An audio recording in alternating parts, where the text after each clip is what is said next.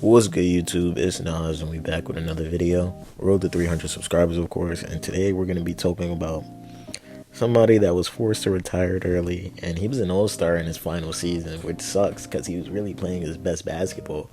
And if you don't know, look at the title. We're talking about Chris Bosh, and Chris Bosh sacrificed being the number one option on the team, being even a number two option for the Miami Heat Big Three. And it seems like he's not talked about enough when we talk about that Miami Heat team. Like, obviously, we know Chris Bosh was the defensive anchor for that team. He was the stretch big. He could play the 4 or the 5. He could play either position, but not a lot of people know about his early career. And in Toronto, he was a bucket, bro. He was a double-double machine, and he was one of those. He's one of those bigs that revolutionized the game. If people don't want to talk about it, I will. Chris Bosh was a sharpshooter. Like, yes, it wasn't really efficient three-point shooting, but Chris Bosh made a lot of threes, and Chris Bosh had that mid-range in his game. He had that fucking one step or that one drop, one move and go. He had that hesitation. He had a quick first step as a big man. He was like 6'11", 7 foot, doing all this shit. But let's just get into his career. And in Chris Bosh's first season with the Toronto Raptors, he averaged 11.5 points per game, 7.5 rebounds, and 1 assist. Again, him transforming the Toronto Raptors after Vince Carter. It's crazy they got another All-Star right after trading an All-Star or a disgruntled star that didn't want to be there. But in the second season, in the 2004-2005 season, Chris Bosh averaged 16.5 points per game. Not 16.5, basically 17 points per game, 9 rebounds, and basically 2 assists.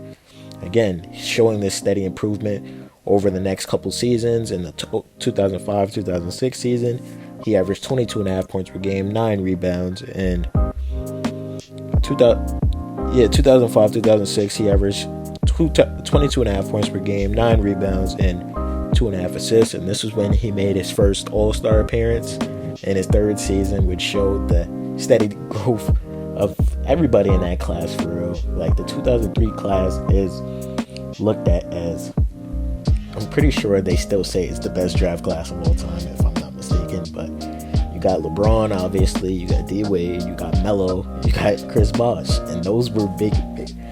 Let's not say those were the big four of that draft, and no mistaking about that. And we're not gonna just forget about how good Chris Bosh was being an All-Star in his third season. Like, he's one of the best power forwards of all time, in my opinion. Like, in his next season, the 2006-2007 season, he averaged 22.5 points per game, 10 rebounds, and 2.5 assists, showing that it wasn't just a fluke season, him being more than just this All-Star for this one season wonder. Basically, in his third season, he showed that he could do it over seasons, and he continued to do that. And Chris Bosh was durable throughout his career. I'm probably going to get to that throughout the end or towards the end of the video, but he was really durable in his career. It's shocking a little bit.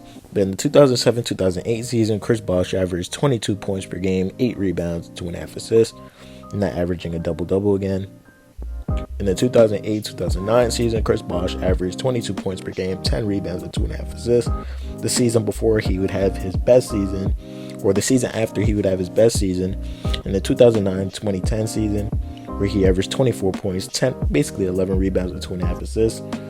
And 2009-2010 Chris Bosh is probably the highlights I'm showing right now, because that's Chris Bosh was doing everything for the Toronto Raptors. And I'm pretty sure this was the season where the Toronto Raptors made the playoffs, and the season after, he would obviously go join LeBron James and Dwayne Wade in Miami. But it just shows how selfless Chris Bosh really was, because coming off your best season, and you know you're going to Miami to be the third option, which you know you could be way better than the third option, which is crazy, bro. Like, not a lot of players are doing that. We see that people keep talking about Melo could have been on the Miami Heat.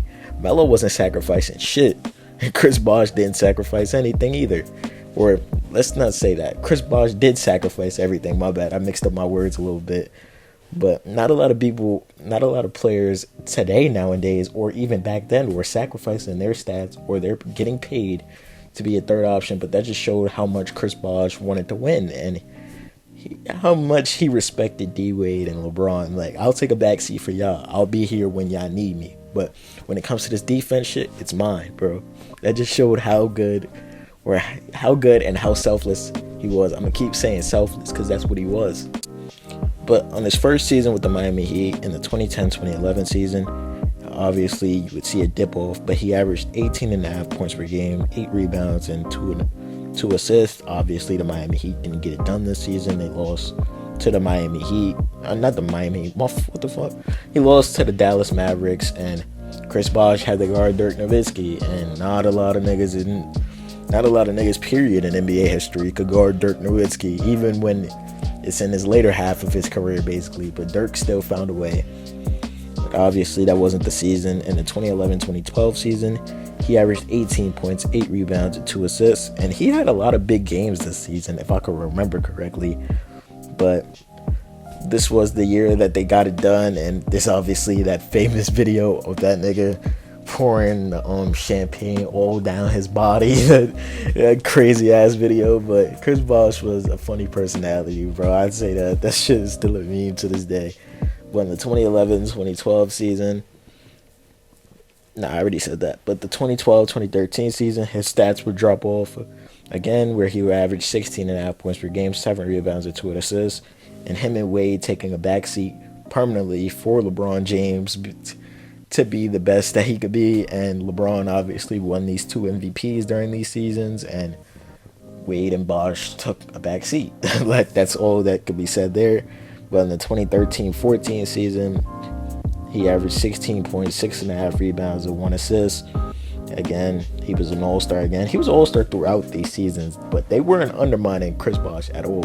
I'm just talking about now in society, we don't talk about Chris Bosh as a basketball player, which kind of trips me out a little bit. Chris Bosh is a Hall of Famer. Chris Bosh does have his number 1 jersey in the Raptors in the Miami Heat, for the Miami Heat, and I'm surprised that his Raptors jersey wasn't retired, but I get it. He left them, and he is a Toronto Raptors legend, whether the fans of Toronto want to acknowledge it or not. He is, and there's no mistaking it at all. But the next season, in the 2014-15 season, LeBron would leave. Chris Bosh's stats would go up. He averaged 21.7 rebounds and 2 assists. He only played 44 games this season. It would be the lowest games he would play. Back to the durability shit I was talking about. Chris Bosh, since his rookie year, he played 75, 81, 70, 69, 67, 77, 70, 77, 57, 74, 79, and took 44 games. So it just showed how durable he was. Towards the end of his career, he would start getting injured, and these last 2 seasons he would end up being an all-star, which sucks. And in the 2015-16 season, he was having one of his best seasons, where it doesn't look like it points wise, but he was contributing to this Miami Heat team without LeBron, and they had a real chance this season, where he averaged 19 points, 7.5 rebounds, 2 assists, 2.5 assists, again being that second option to D Wade, and he was an all-star this season, which sucks, but we all know that he had to retire with the blood clot, and he would never play basketball again. And he only played 53 games that season, which fucking sucks. But Chris Bosh's accolades as a Hall of Famer speaks for themselves. He's a 2-time champion. He's 11-time All-Star 2006 through 2016, All-NBA second-team selection in 2007, All-Rookie first-team, obviously. He was a gold medalist in 2008, and he was obviously drafted 4th in the 2003 stacked NBA draft. But I wanted to make this video to talk about one of the best power forwards of all time, and a person that sacrificed being the number 1 option or being talked about nowadays in NBA society when we talk about great number 1 options. Chris Bosh could have been that, in my opinion. But let me know how y'all feel about Chris Bosh down below. I love Chris Bosh's game, and that's just it. Hope you guys enjoyed. Subscribe.